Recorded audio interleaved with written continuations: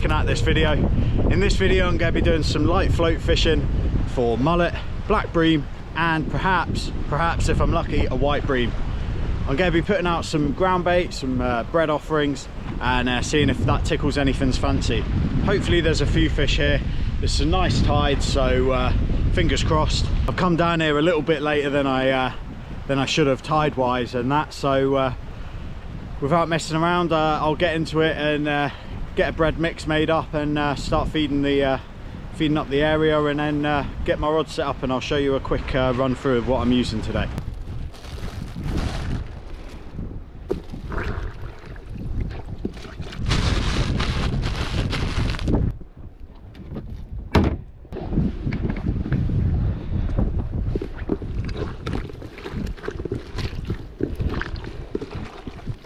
So with this then, I've just chucked some water in my bucket, and then I'm literally just mushing up the bread into the water, but I want it quite thick, so it's just about getting the right consistency. I want it quite thick so it sinks down. There's quite a little bit of tide there on the corner, so I want this to be quite lumpy. So sometimes what I do is I just chuck all the bread in and just let it soak up the water for a minute. I think I've added a little bit too much water, but I'll have to see. I'll let that just soak in for a minute whilst I give you a quick shot of the sunrise. That's what it's all about. First thing in the morning, you can't beat it. Got the breakwater to myself at the moment, and I've got that for a view. Not bad at all.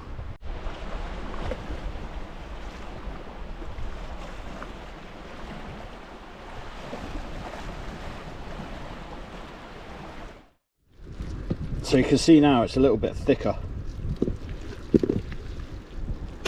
A little bit thicker, it's not as watery. Yeah, so that's alright, I'll give that a go for a bit. I can add a little bit more bread if I need to. But you've seen the run of tide there, so I do want like some clumpy bits like that. I know it's big bits, but if that sinks down, it all breaks up in that tide as well. So usually if you're fishing somewhere really still, you'd go with like a almost powder, a fine bread offering, and today's not exactly that case, so I'm going to go for big lumps and see how we get on. Just a couple of flicks out.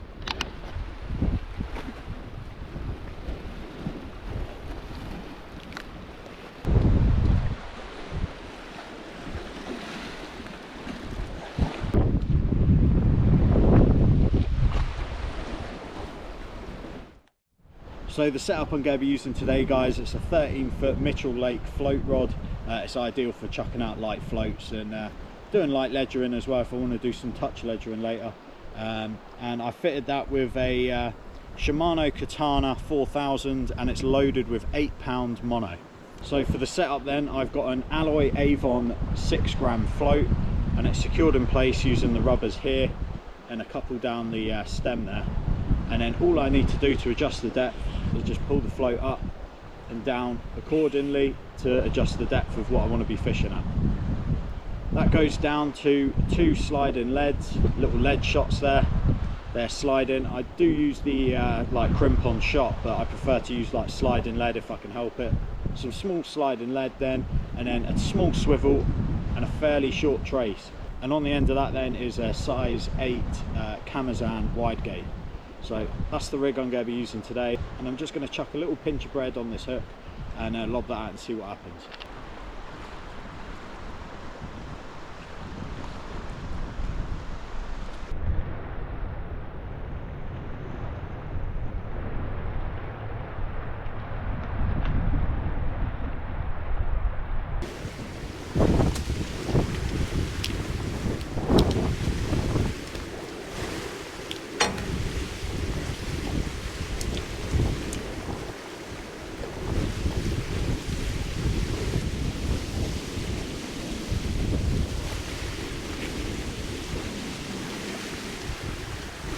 So the little bread flake that I'm putting on, I'm literally just doing that, squashing it in the hook, and then just wrapping around the top part of the hook, leaving it like that. You can see the hook a little bit in there enclosed, So I'm just going to do that and then rip off a little bit of the bread there.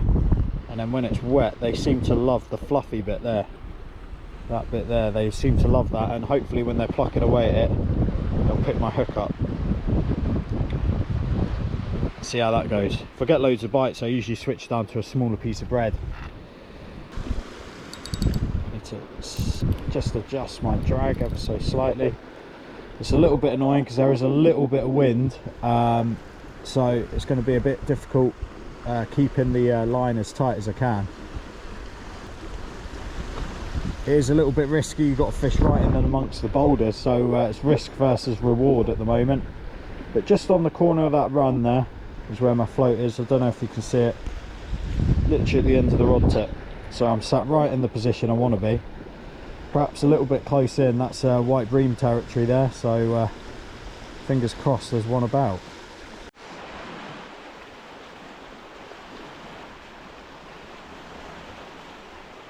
So I think I'm set a tad bit too deep, so I'm coming a little bit shallower just by sliding the float back down the line.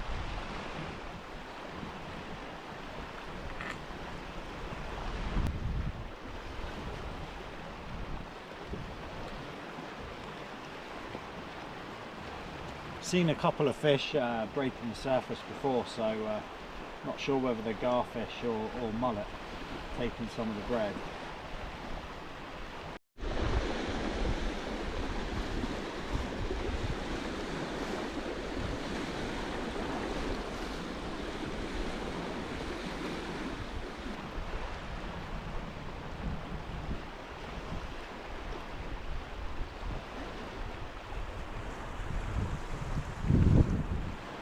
So I've had a couple of bites, but nothing special. A few little takes, but nothing coming of it. So I've switched sides. I'm just going to fish on the left side now. Right, guys, not a lot happening down on the bottom part of the breakwater there. So I've made my way to the back wall and going to give this a shot. It was just really quiet along the front, so hopefully the back wall's a little bit different. Yeah, I'll crack on. I'll get a bit of shervy in the water, a bit of ground bait, bit of offerings, and see what we can hook into. So I've decided to fish the back wall, and I've managed to hook one. Not a bad fish either, quite a nice one. It's going absolutely nuts. Don't know if you can see that. Oh no, he's just banged me off. Oh no, he's just banged me off. He's just banged me off. No way. I don't know what happened there. Just banged the whole rig off, I think that's the lot. I don't know how that's happened. Oh my god, that was a good fish. Maybe my drag was a little bit too tight, or perhaps I snagged it up before. But get set up a new float really quick and get back out there. Right guys, I'm back in action. Really quickly set up a new float. I've gone for a waggler style this time, and as opposed to using that Avon again. But I have no idea what just happened then. No idea at all. That was crazy. I can understand the maybe the hook length snapping or something, but not the whole lot. That was just weird. Perhaps I caught it on a bit of wool or something on a previous cast, like a bit of the seaweed that stuck to the side of the wall. Maybe that's chipped the line a little bit, giving it a bit of abrasion on the line. It's only £8 main line that I'm using, but yeah, shame about that. That was a really nice fish. So don't know if you can see, I got my float out right there, so fingers crossed we get another chance. All we're doing is just drifting some bread flake on the float. Yeah, let's just see what happens. Well, I just missed another bite, so I'm putting on a new little bit of bread flake, just pinching around the top of the hook and then covering it on the hook point a little bit, and then leaving a little bit of fluff. That's what they tend to suck on, that little bit of fluff. I've just pinched it around there and then left that fluffy bit in the end. Oh,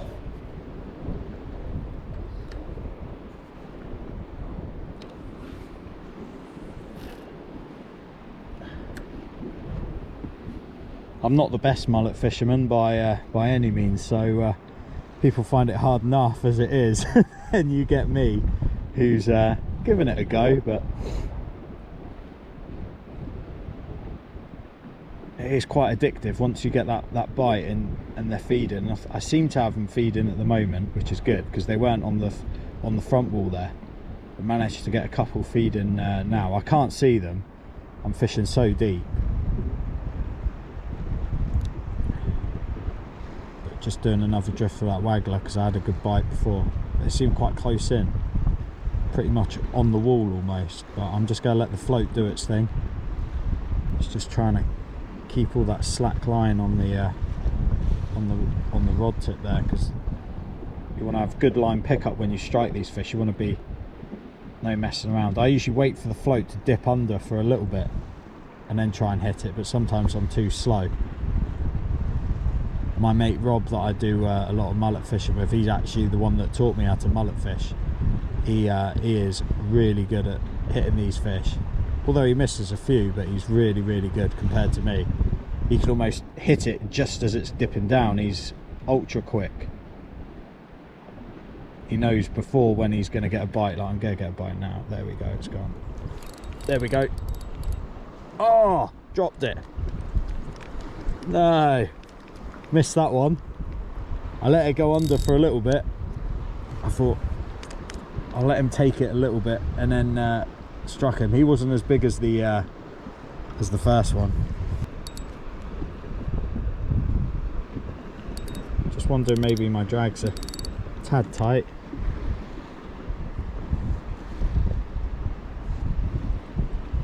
Seems to be quite deep today though.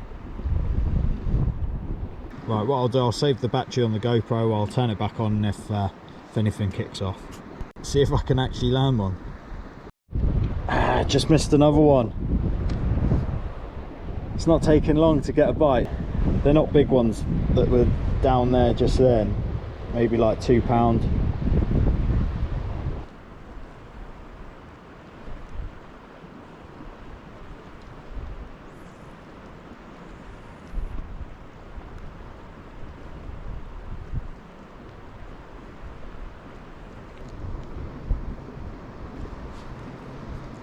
I've lost the first one that snapped the line somehow. Oh, got a bite here. Is he gonna go? There we go. That looks a good one.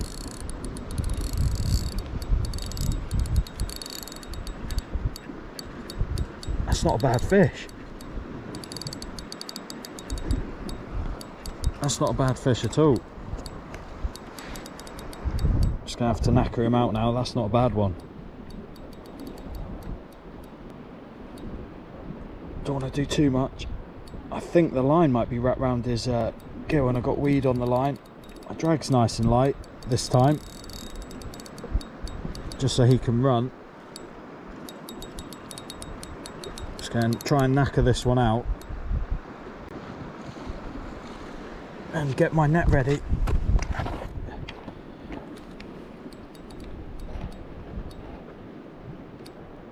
You'll have to excuse my camera skills. I'm petrified of heights, so trying my best here. He's not a bad fish. That's not a bad fish at all. It's bigger than I thought, actually. I think. Looks better from up here. Right, I'm gonna get the net ready, I think.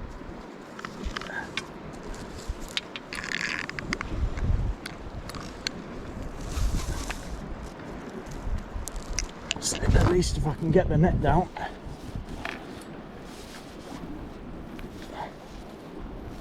Oh, he's not a bad one.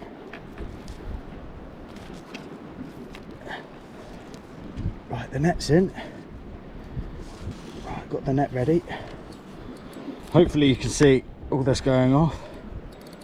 Worrying more about the net at the moment. That's not a bad fish. That's not a bad fish at all.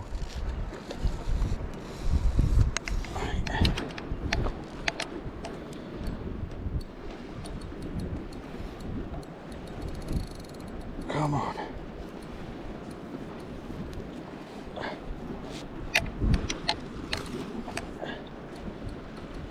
Come on. He's going to see the net and not be keen, I don't think. There we go. Come on.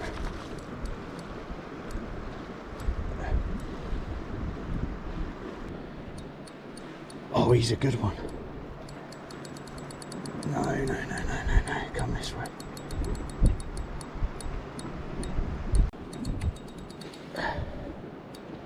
He's a good one.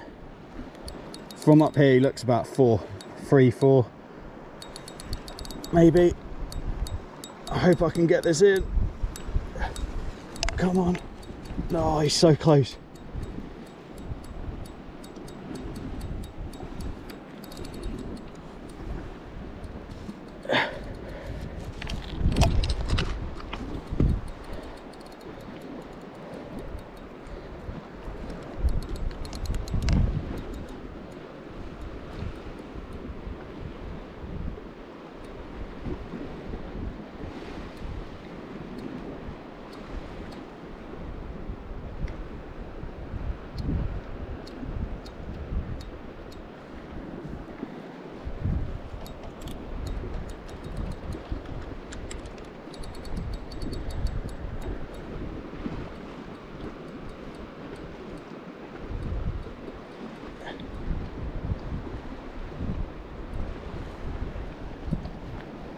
Yes, I've got him. Oh.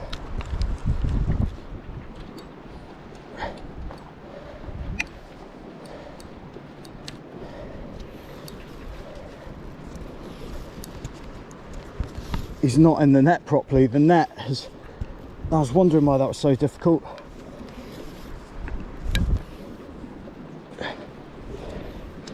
Oh my God, he's literally on top of the net. Hopefully I can get this in. There we go. Whoo! Not a bad fish. Not a bad fish at all. It's probably about 3.5. Oh, that was hard because the net got tangled. Oh. That's how he came up in the net. Whew, not a bad fish. In the winter he'd probably go 4, maybe 4 and a bit. Whew. The net came up like this, so basically it had no depth to it, like so tight in the middle, so there was no drop for it to go, so lucky I got him in. Not sure how this is looking on the camera, but this fish is probably about 3 and a bit, maybe not 4, but he's definitely like mid 3s.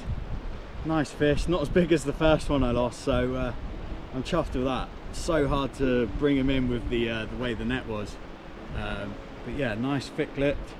So I'm going to quickly chuck him in my shervy bucket, run him down to the end of the pier there, and then chuck him back in.